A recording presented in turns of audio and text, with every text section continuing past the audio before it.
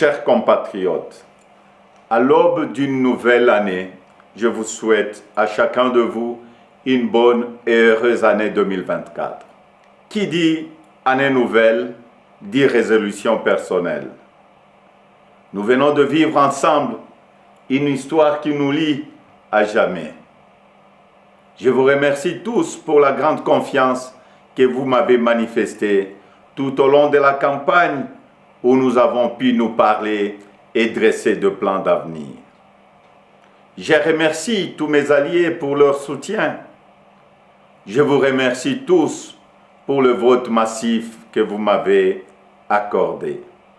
Au cours de nos rencontres, j'ai constaté que nous voulions tous un avenir meilleur pour nos familles, nos enfants. La sécurité pour tous, la santé, les écoles, l'eau, l'électricité, de routes, de ponts, de bacs, de l'emploi, le salaire décent, un logement. Toutes ces choses simples qui devraient faire la dignité de tout Congolais, nous en rêvons. Je n'ai pas oublié les espoirs que vous avez placés en moi. Je n'ai pas oublié non plus vos exigences sur la qualité de celui qui doit gouverner notre pays. Vous me l'avez clairement exprimé. Vous voulez que le pays soit dirigé par des hommes intègres, ayant le sens de la justice et du bien commun. Vous exigez qu'on vous rende compte et qu'on vous associe plus étroitement à la gestion du pays, tant au niveau national, provincial que local. Lors de cette campagne, j'ai pris vis-à-vis de vous un engagement, celui de changer le Congo. Je n'entends pas le trahir. Depuis le braquage électoral du 20 décembre, dont nous sommes tous victimes, nous vivons une énième usurpation de notre souveraineté. De partout, j'entends monter des cris d'indignation, des cris de contestation, des cris de colère, des cris d'exaspération. Au mépris de l'expression populaire, un régime issu de la fraude, de la tricherie et du fait accompli veut s'imposer à nous. Il n'en sera jamais question, absolument jamais. À l'aube de cette année nouvelle, au cours de laquelle nous aspirons à la paix, à la sécurité, à la stabilité et au développement, nous savons tous que nous ne pourrons jamais bâtir une nation apaisée et tisser le lien du vivre ensemble sur le mensonge, la fraude et la tricherie. Nous ne pourrons jamais bâtir un pays, un État, une nation sans retrouver notre fierté qui appelle à pouvoir choisir librement nos dirigeants.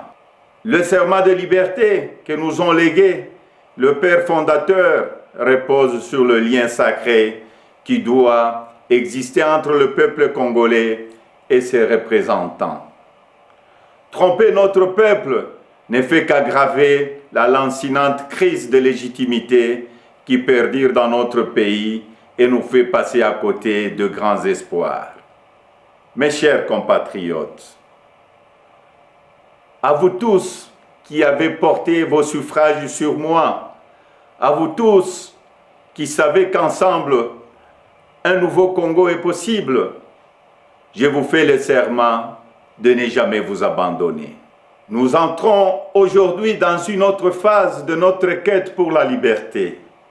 Nous devons ensemble soustraire notre pays des mains de la prédation, de la corruption, de la gabegie et de toutes les injustices. C'est pourquoi, avec d'autres compatriotes, avec les forces sociales et politiques et prise de liberté, un sursaut citoyen est nécessaire.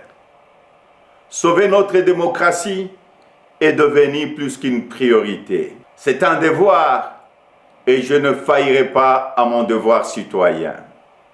Raison pour laquelle je vous demande de ne pas baisser le bras, de ne pas céder au découragement ou au pessimisme, mais bien au contraire, de reprendre la marche que nous avons engagée ensemble. Parce que rien n'est fini, tout est encore possible. Et ce nouveau Congo, nous y avons droit et nous ne laisserons à personne le droit de briser le rêve que nous avons de le bâtir ensemble. Notre Constitution nous invite à nous opposer à tout groupe d'individus qui veut prendre le pouvoir et s'y maintenir en dehors de la volonté du peuple congolais. Pour notre dignité et l'avenir de nos enfants, nous sommes tenus de souscrire à tout le moyen qu'elle met à notre disposition pour refuser la fraude et l'installation de la dictature. Peuple congolais, tenons bon, restons mobilisés. Le temps de l'action est venu. Par des actions pacifiques, démocratiques, nous allons résister et reconquérir notre droit le plus légitime, celui de faire échec à la fraude et de reprendre en main notre destin avec les dirigeants de notre choix. Amis partenaires, frères africains, les Congolais n'ont-ils pas le droit de vraies élections? Dites-moi, dans quel pays au monde l'on retrouve des machines à voter entre les mains des candidats du pouvoir et on se précipite à proclamer et à féliciter un vainqueur aux élections? Dites-moi le nom de ces pays. Citez-moi un seul pays au monde où l'on décide de prolonger la période des élections de 11 heures à 6 ou 7 jours et on se précipite ensuite à féliciter le vainqueur. Citez-moi un seul pays dans le monde où on proclame le vainqueur sur la base de bureaux de vote et de machines à voter dont on ne connaît même pas le nombre au jour de l'élection. Personne ne peut s'ériger en complice de cette fraude électorale que nous accepterons jamais. Que vive la République démocratique du Congo, unie, libre et prospère. Merci.